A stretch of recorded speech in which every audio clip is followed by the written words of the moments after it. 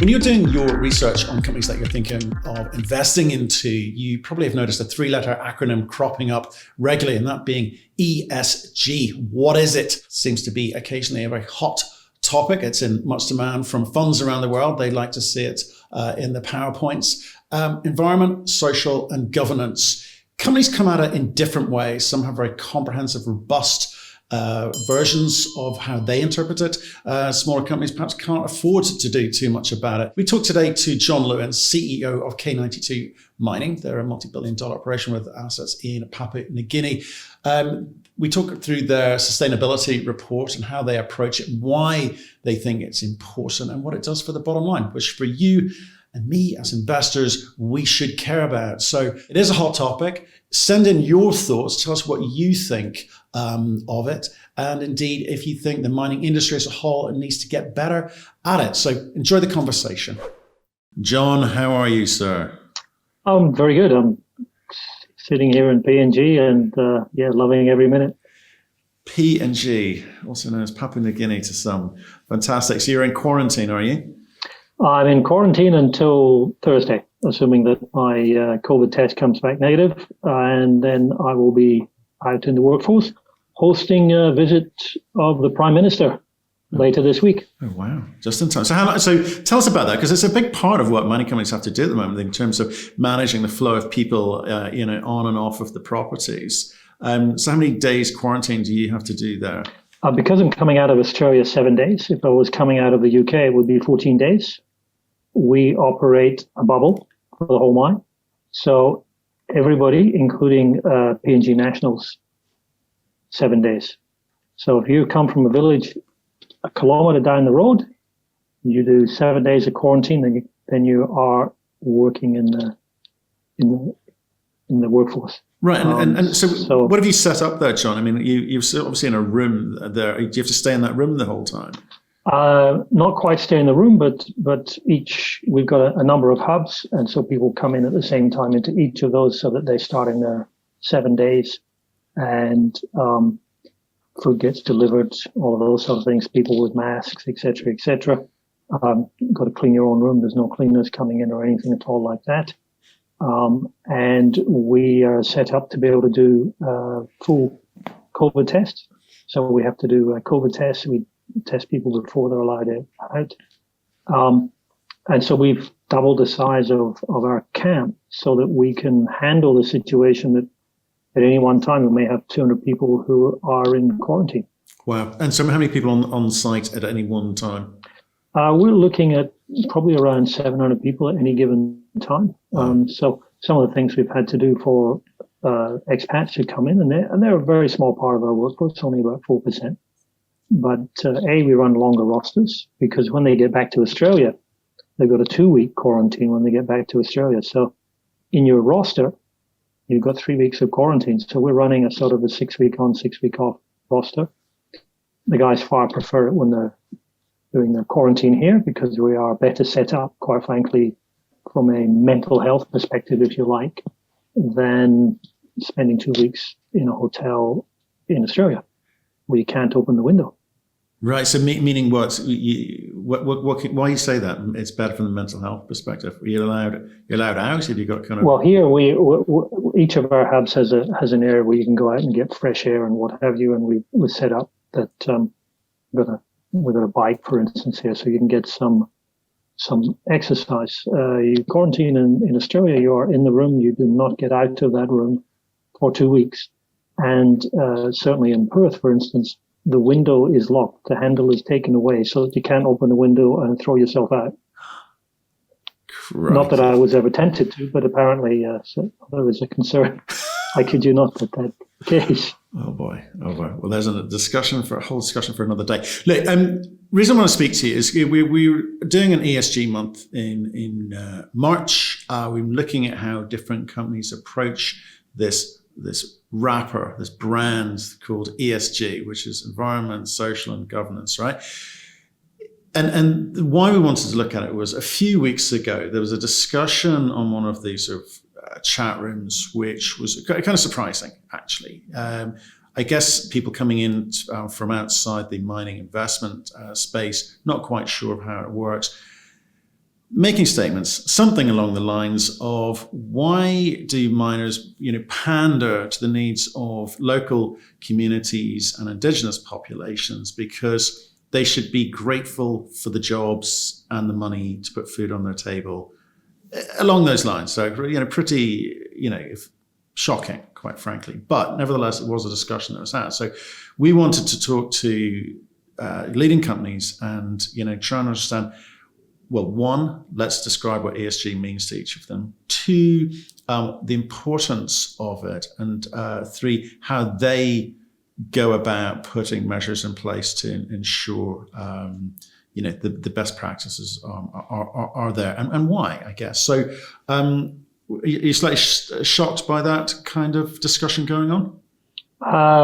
If you told me that you'd opened a book about things 50 years ago and you read this, I might not be, but I would have to say I'll be somewhat shocked to hear that today. Yeah, so are we. When you look at ESG in its most fundamental form, it's about creating long-term value for all of your stakeholders. That's what ESG does. All of your stakeholders, not just shareholders, not just employees, but all of your stakeholders. And if you're not creating long-term value for all of those stakeholders, then why should all of those stakeholders support what you're doing? Yeah, it's fundamental. It is, and we're going to sort of try with you today, because one of the documents we saw on your site was your sustainability report from 2019. I mean, a fantastic piece. We'll put a link to it below, so people should have a look at it, because it talks about, I would say, everything you need to consider, and I'm sure we can go into a lot more detail about each of those at another time, but. Let's start off with defining what ESG is. What does it mean? We talked about environment, we talked about social and governance, but what do those words actually mean to you? ESG, it's a framework in which you operate your mind. You operate it in an environment, you operate it in a social setting, and of course you've got governance and you've got your government. They are all the things that surround a basic physical operation. Not the physical bit is your mind, you process and whatever else, but that's the environment in which you work. So you've got your environmental aspects, and that's in many ways easier because it's there's a compliance. You get a permit. It's perhaps easier to measure. Social aspect, more difficult, because a lot of it is not a case of, okay, what are you required to do? It's a case of what do you need to do and what should you do? And then when you look at the governance aspect of things, again, it's not an absolute. It's about what you're doing, what you need to do in the country that you're in, not just the social setting that you're in. And part of the reason that you need to report ESG in the fashion that we do is that you've got to keep improving what you do. And so when you report it and when you put it out there, some people will say, well, what about this and what about this, and we think this and we think that, and that's stuff that you can take on and take in. You don't ever get it right. You're getting it right. And every year you want to improve what you're doing. But if you don't set it out, what you're doing, how do you improve what you've done? If you know what I mean. So you're actually setting it out so that you're looking to improve every year and learn every year. Yeah, that measurement is absolutely important. But so let's look at the different components there. And again, it kind of feels a bit simplistic to have to go through a process like this, but you've got to remember, these are people who've not been investing in mining, are coming in here and looking at this afresh. So it's worth going over it. So let's talk about the environment. People need to remember, sometimes, like you're in someone else's country. You've got to be responsible for the actions of everyone in your company in an environment which you've walked into. So, I mean, what are the when you look at environmental, you say some of those things are laid out because it's regulatory, but others are not. So what are the considerations for you? Well, yes, we're in a developing country, PNG. First of all, it's an incredibly diverse country. Important point to recognize. It's it's many people would say the most diverse country in the world, 8.5 million people, 800 languages, less than 300,000 taxpayers. So it tells you the vast majority of people are subsistence farmers. And so land is fundamental to the average person in PNG. And you are on somebody's land. In fact, you're on multiple people's land when you're exploring or when you're operating a mine. So it's not just when you're operating a mine, it's also when you're exploring. You're coming onto someone's land. You have a lease, yes, from the government. You've gone through a process to get that, but then you've still got that engagement with community, which you must maintain in order to be able to do that work. And obviously with mining, that's the case as well. Environmental, again, the mine is not going to be here forever. But the land, as far as the people are concerned, is here forever. So if you're going to explore or you're going to mine, how is it that you're going to do that so that you are going to minimize any impact so that when you return the land to the owners, that they can continue with their way of life and to make that land productive? And so we know mines have an impact on the environment. What we're trying to do is minimize that impact and obviously maximize the benefit to stakeholders. So there's a trade-off. So when you look at environmental side of things, what are you doing? How are you doing it? What is your license? Do you comply with the license? But people are also looking at not just do you comply with the license that you got, is that license appropriate? Is that license that perhaps you got 30 years ago, is it appropriate to what we expect people to do today? And so I'm happy to say that certainly the investors I interact with, that's the sort of thing they want to know. That to them is fundamental. It's no longer about, what is my return going to be in terms of dollars and cents? Investors, certainly institutional investors, are really concerned about those things as well. And I think more and more retail investors are concerned about those sort of things. So for us, environmental, minimize impact, make sure that what you're doing complies, not only with what your license is, but also what you should be doing as a best practice. Yeah, I think it's interesting, actually. I always think of a phrase my father used to say to me. It was like, leave the place better than you found it, right? In your context, I think my context was usually my bedroom, but it was here you're dealing with multiple factors which can be damaged, whether it be water tables, rivers, and things like that, which local people care about, because, as you say, long after you've gone, they've got to deal with the consequences. So remediation is the kind of end part of that, and you've got to hand it back better than you found it. And that's going to be difficult if your working practices involve dumping lots of acid in the ground or leaving large tailings or whatever it is that miners tend to do unthinkingly sometimes. So how do you plan for all of that? Well, PNG actually has quite advanced regulations, both in the mining and environmental. We operate a tailings dam. When we look at our planning and looking at the next phase of our development, where we're looking at a fairly significant expansion, we're looking at going to paste fill underground, so that tailings that we produce, 60% plus of it will go back underground and therefore isn't left on the surface, so that you are minimizing your environmental footprint. That means we still will have a tailings dam, but it will be a relatively small tailings dam.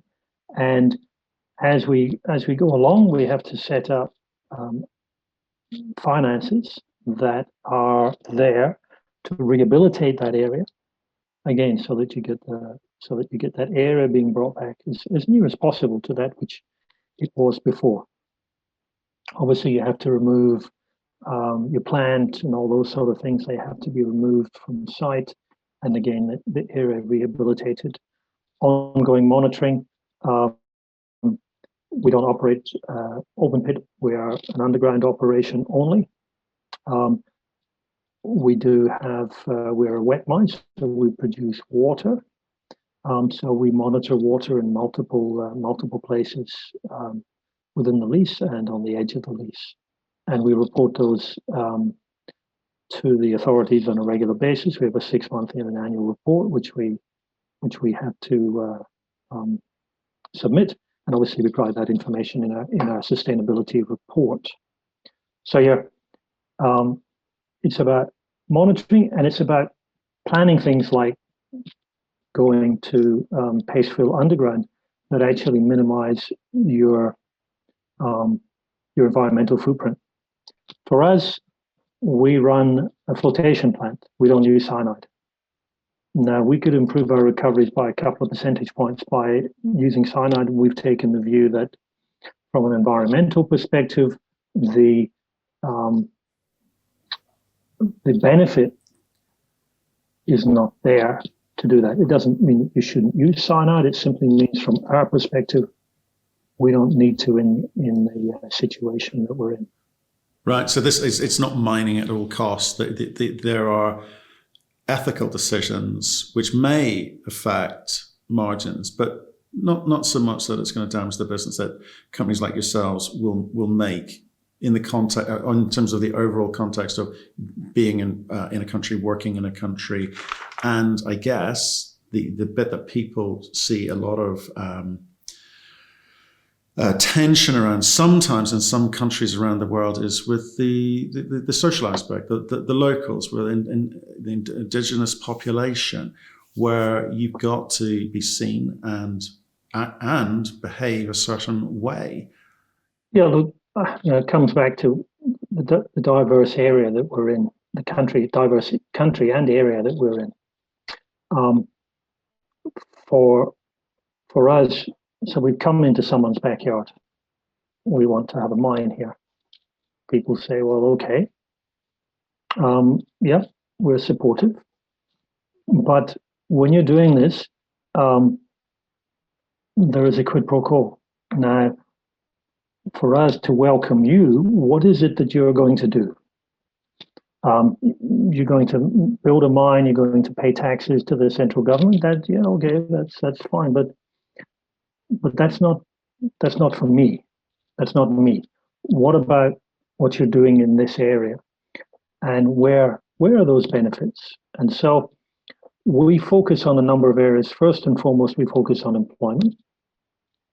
So we run approximately 4% of our people are expatriate, who are the very highly skilled senior management type people.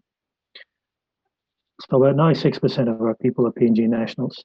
Over 60% of our people are actually from our immediate impacted communities. So we're creating jobs for those people. The vast majority of whom have never worked in the mining industry before. In fact, have never had formal jobs before, many of them. So there's that focus on employment. That employment includes training, includes bringing people up in terms of skills. So we've got now people who started with it from local community, never had a formal job before, who are now jumbo operators, which is, as you know, one of the most skilled underground jobs you can have. So we brought them up to that sort of level. Secondly, it's business opportunities. It's the ability to create businesses which can be sustainable and can be there after the mine. So we have major businesses such as, and they generally are joint ventures because you need to bring in that skill. So we have a joint venture for all of our trucking. So coming up from Lae, 200 kilometers away, we bring all of our materials coming in through the port, and then we export our concentrate out of there. That's a trucking company. That trucking company is a joint venture between local and a company with the appropriate skills where they own the assets of the trucks. We have another one which is for ancillary surface equipment, grader, loader, surface transport trucks, crane, those sort of things. Again, joint venture, 50-50. All of that equipment owned by the joint venture, so they own the assets. So these are the major contracts, and we've got another one runs the camp I'm in right now, which is putting kilos on me. So those sort of things. And then we have smaller contracts, which will be, for instance, grass cutting, manufacturing some equipment, all of our curtains, for instance. So all those sort of things. So you're creating these smaller business opportunities as well. And as we go into things like we're raising the wall and the tailing stand, contract coming in for that will involve local people. So will also be supply fruit and veg for the camp, those sort of things. And so you're doing all those sort of things. Then we look at our infrastructure around the mine. And we focus on areas such as schools, so school buildings and the like, clinics, roads, now looking at things like electrification. When the PM is here, for instance, we'll be announcing we're putting a million kina into a new market at K92 town, which will improve the ability of all the people who are growing locally to bring stuff to the market and be able to sell it. That helps us as well because we can go to that market and we can buy food and what have you for here. So looking at all that sort of infrastructure, water, we've brought water into, I think, 3 or 4 villages over the last 12 months. Roads, we spent over 1 million kina on one of the major roads, and we're looking at some road sealing projects going ahead. So that's the second area. Third area, education. You've got people who've never had an opportunity to finish school that might have only done a few years of primary school, but they want their kids to have every opportunity they can. And so they're actually looking for their children, first of all, to be able to go through school. Now, the government pays 50% of the cost of primary school. For our impacted communities, we're paying the other half. But then you've got tertiary education, university and college. We currently run, I think, in excess of 50 scholarships for, again, our impacted communities, for those kids to get scholarships to go to university or college. And we see that as a really, really critical issue because that's really creating the skills and the knowledge that's so essential to developing a country. We sponsor the local university, the University of Technology in Ley. We bring the mining and their metallurgy students come to us for skills training to get their practical experience, et cetera, and then we have a prize for the top geology, top mining, top metallurgy student in third year medal, which is named after 3 of our most senior P&G nationals who work for us. And that pays for the guy's 4th year studies, stipend, et cetera, with an opportunity to get employment with us. So they're the main facets that we work on. We do also work with government and look at things, for instance, COVID. We put together a COVID fund, as we call it, which was 1.5 million kina, which is about 600,000 Aussie dollars, which was for central government and the 2 provincial governments of Morobe and Eastern Highlands, which are our 2 areas that cover our operations, where it was for PPE and other equipment and what have you to deal specifically with COVID. So that's where we focus. I mean, we do other things as well, but that is where a lot of our focus is. So you are at the center of this your own ecosystem in a way, which kind of the cash, which is accrued about it, ripples out through the community in terms of, say, job creation, training, education. You're an important part of the economy in PNG in that sense. What would you say to people who are looking at that and going, well, that's an unnecessary use of money. Why spend the money? I want, as a shareholder, I want more dividends. I want you to be more frugal with your cash. Why is it important to do what you're doing?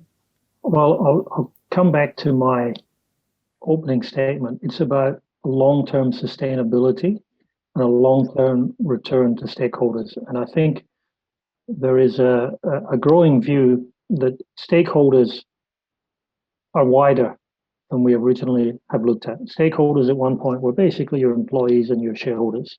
Stakeholders are now the communities you work in, yes, your employees, the government of the countries that you work in, your shareholders. So it's a wider view of what is a stakeholder. And if you want long-term operations and you want long-term stability, especially for a mining operation, we believe, at a 30-year life operation and perhaps beyond that. If we want that, then we are part of this community and we're going to be part of it for a long time. We're going to see a couple of generations of people come through school. So we are almost a constant. And if you're going to be that constant, you're either going to be seen as a positive constant or a negative constant. We want to be a positive constant. And that investment ultimately will lead to benefits for us in better infrastructure around us, more people coming through university who can take jobs so that we actually employ less expatriates who are expensive. Let's be clear, we've got to bring them in, they get paid more. So you've got that sustainability issue. And that then goes into, we pay royalty. Royalty, PNG government, very enlightened. The majority of royalty goes to local communities, doesn't go to the government coffers, it actually goes to local communities. And obviously then comes your tax. And we pay tax in this country, but the government has tax agreements with Canada, with Australia, so it's not like you're being double taxed or whatever else. So it's very clear. And so if you're generating your wealth in PNG, one of the most atrocious things surely must be that somehow you generate wealth here, but you don't pay tax here, but you would pay it in Australia, pay it in Canada. I don't think so. I don't think that's appropriate. So, and again, we need to be doing that. We need to be paying those taxes and what have you, so that can be spent on infrastructure, so that reduces our costs. If the roads are better, it costs you less to get your material here. And so many other sort of issues like that. So it is an investment, as a long-term investment as well. So how does a company who's worth, you're coming up for a couple of $1 billion of market cap here, bring a lot of money into a relatively small country. I get 8 million people, but you are an important part of the economy. How do you engage at, whether it be at federal or local level, in terms of implementing, deciding where to spend your money, what initiatives to do? Because let's face it, your Western board, a bunch of Westerners running this company, coming into a country with, as you say, 800 plus languages, the cultural implications of some of the things that you're doing may not fit. You don't understand it. You couldn't possibly understand it. You may be here for 30 years and then you go. And what you leave behind is really, really important. So how do those decisions get made? Because the sensitivities around it must be vast. Look, I think, yes, they are. Our local company is the board. It's 4 people. 2 are obviously the CEO and the chair of the company, but we have 2 PNG directors, 2 non-PNG directors. So first of all, we've got a balance in there. One of our larger departments is actually community affairs. Needs to be, because it's an important aspect of our business. We basically have a community affairs person in pretty much every village around us. You need to know all the ins and outs of your communities. They're diverse, as I pointed out, 800 languages. Clans, tribes, families, and they have all the things that we have everywhere else of falling out, and 1 minute this guy, then it's these people, and so you've got to be able to deal with all that, and you've got to be able to make calls on benefits for community as opposed to benefits for individuals. I mean, this is human nature. It helps in P&G. You don't have leaders. The leaders there are selected in part. It's a consensus type of society. You don't have hereditary people who are, the chief, and then the son of the chief becomes the chief, and all the rest. You don't have that here. So in many ways, I think that makes things easier, but it adds a degree of complexity as well. But that consensus for us, you talked about, being Western, and that consensus can be frustrating because, okay, let's go and do it. Yeah, we think that's a good idea, but you know what? We're going to have a discussion about this, and so you're looking for an immediate answer. You're not going to get one. So you do get those cultural conflicts. Always going to get those. We actually have set up, as part of our MOA, which is a memorandum of agreement with our communities, that we set a fund up, which we put, I think, $1 million kina into, which has the committee deciding how that money will be allocated. And it includes some people from the company, includes from the province, and includes from communities. And the local and provincial people outnumber the company, so that decisions on how that money will be allocated to projects within the community is not controlled by the company. There are criteria that have to be met so that money is not wasted and what have you. That's part of our system of trying to empower communities and province to be able to make decisions on where some of that money needs to be spent, so that we're not simply coming along and saying, oh, well, we think this, it should go there and it should go there. Community are coming and saying, well, this is what we want. This is what we're looking for. And in some cases, we're saying, well, that actually belongs over there with that committee. And if you can convince that committee, you'll get your funding. If you can't, you don't. And that's not our decision. We focus then more on the larger things like the roads, like the schools that are clear. And we work with local level government as well as communities in identifying what those things are. That's interesting. It's a very interesting way to approach it, because, like I said, it's highly sensitive. It is, in mines all around the world. Do you try to, though, instigate or instigate conversations around topics which are happening elsewhere in the world, in the Western world? What role do women play here? For instance, that's one which is, we want equal pay for women. That's a big thing in the West, and equal rights and all of that. But in different societies, that may be offensive. For example, I'm not saying in this case, but you know what I'm getting at, where you want to kind of speed up the rate of progress or thinking in countries. So it's a little dance that you have to do, or do you not feel that you are entitled to have those sorts of conversations or instigate that kind of conversation? We actually have a Women in Mining. We have a couple of focuses which are specifically for women's groups. And the government is very progressive in some of these things as well, and pushing many of these type of issues as well. But certainly, yes, we have quite a number of programs that are focused specifically, and I think it's a nationwide, or it's a industry-wide. Women in mining is, for instance, a focus not just for us but for other mines as well. We have quite a number of women employed in professional roles as well. for instance, as geologists, obviously in accounting and those sort of areas. And so we do look to be an agent, perhaps is a word for change, without, as you say, being sensitive to perhaps nuances within the country.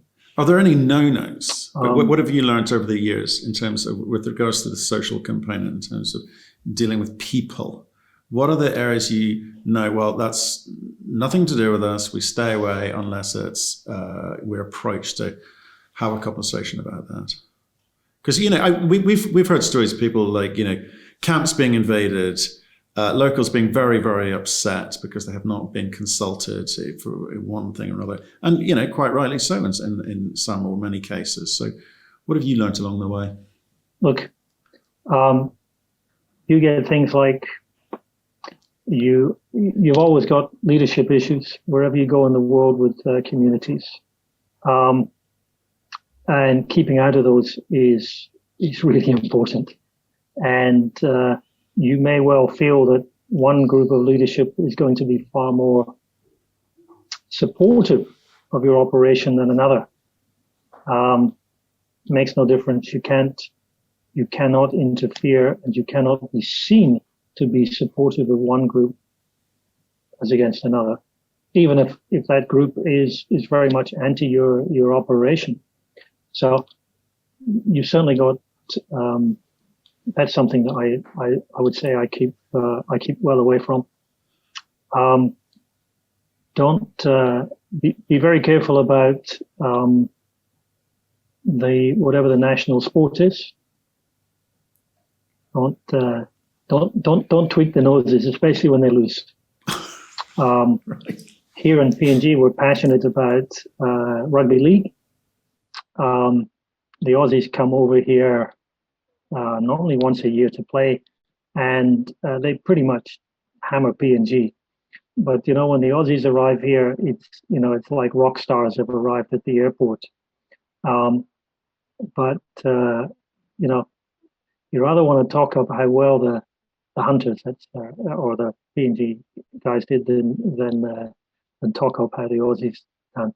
So be very careful on your sports when you go around. That's no sledging. I better explain what sledging is for non-cricketers. That is a term used when each side gives each other a little bit of a ribbing about their performance on the day. That's the polite version. We'll stick with that. And of course, as you say, and it should be of a non-sexual nature. I think it's the other thing we've got to be clear on. Yes, which doesn't always happen in cricket. Some great ones out there. Yeah.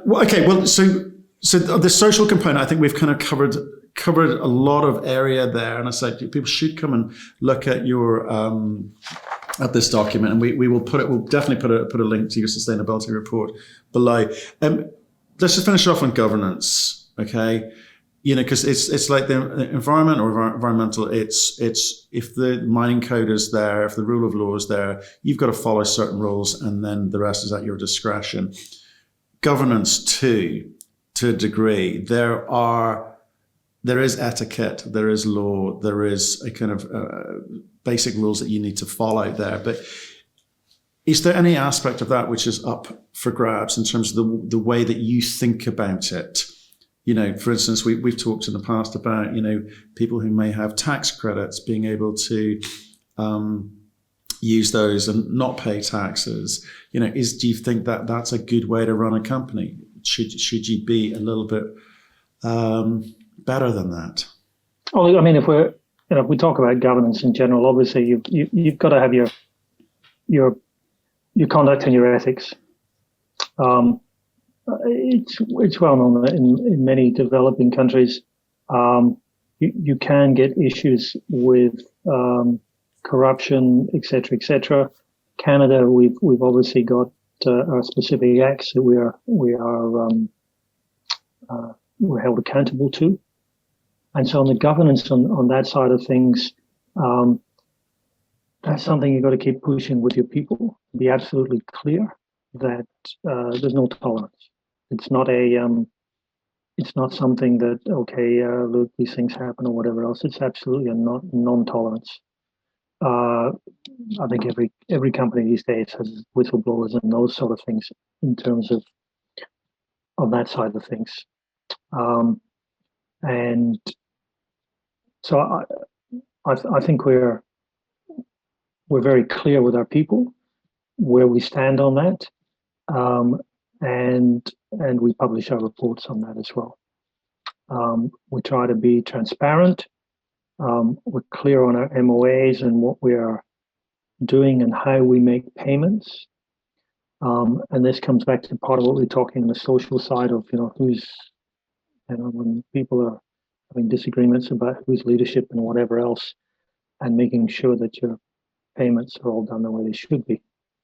And so we report and we comply with Extractive Industries Transparency Initiative. When you take that to the government side of things, and another, I think, major aspect is we spoke about taxation. We, first of all, you tax credits. Yeah, I mean, we're not the first company that's been offered, why don't you buy this company? Well, they haven't got anything. Yes, they do. They have $30 million worth of tax losses. To me, that should be illegal. Don't buy a company because it's got some tax losses. It's got nothing to do. So we keep away from that sort of thing. We are proud of the fact that we are a significant taxpayer in PNG. And quite frankly, we get a lot of positive feedback from government, including government going out into the paper and saying, K92, we're very happy with them. This year, this is how much tax they've paid so far. And that shows proper responsibility, and that's how we want to see the industry act. So I think we've got a lot of positive support out of that, and we'll be a significant taxpayer again this year. And when you're in the middle of COVID and countries are looking at, how do I recover from this and how does my economy recover from this? A major part of that recovery is clearly business operating, making profits and paying tax. And it is fundamental to your acceptance in any country that when you operate a business and you make money for your shareholders and what have you, pay tax. The tax regimes may vary and whatever else and what have you, but you pay what you're supposed to pay. Could you see a situation, John, where you're in the lucky position, you're a big company, you're making money, you're a good citizen, you're a good global citizen because you can afford to be. Do you see the mining industry taking shortcuts occasionally, not being ethical because money is tight? It's harder when money's tight to be a good citizen, isn't it? Look, I think that's a fair point. It is harder. There's no two ways about it, and that's where it's important to have that good relationship with government, that there is a mutual trust, and that can be difficult to establish. So that times aren't always good, metal prices aren't always up there, and that the government is supportive when they're not. And I think we've seen many governments around the world that aren't. Do we get mining companies that might take shortcuts? We get in every industry where we've got people that will take shortcuts. Some of them well-intentioned for whatever reason. So I don't think there's something in necessarily the mining industry that somehow we have more than any other industry. I believe certainly from my experience within the industry, we have more positive agents for change by far than probably almost any other industry. And I know that doesn't necessarily sit as how everyone sees it. But when you're in places like P&G and you see what companies do in terms of their communities, education, hospitals, clinics, etc., then you realize just how much good they can do. It does good locally, and it does good for the company, is what I'm hearing. It makes it easier to do business in country in good times and bad. So it's essential. Yeah, and you've got things like the internet. Right? Somebody was saying to me, we got to be careful about telling people that we're making money, because we had a meeting with the communities, and I said, look, the mine is making money. We're profitable, because the mine has never been profitable. And the concern was that the community thought, oh, you're the third company that's come here. The other two, they left because they weren't making any money. And so I got up community leaders and I said, we are making money. And I had one of my senior guys say, John, you shouldn't be doing this. We're telling people we're making money, their expectations. I said, look, we have a quarterly report, we publish it. Right? People that we're talking to are either on the internet or their kids are on the internet. And everything that you do now, it's there and it's available. So don't think that people in your community, just because they don't drive around in a car, or they don't live in a fancy house, or they don't have a TV in their house, that doesn't mean they are not connected. People are connected by their cell phones, they're connected by everything. And so that knowledge is there. And so don't think you can somehow not have to be accountable, and recognize that information is there, and treat people with respect, and recognize that they will understand your business to a certain extent, not totally. I know lots of people who are in the business who don't understand it, but they understand the basics and they can get that information. And part of what you need to be doing is putting it in the context. Yes, we're making money, but just so you understand it, this is how much money we're putting into capital to expand. This is how much money we're putting into training. This is how much money we're doing to this, so that you provide information and the people can put things in context. So communication is really important.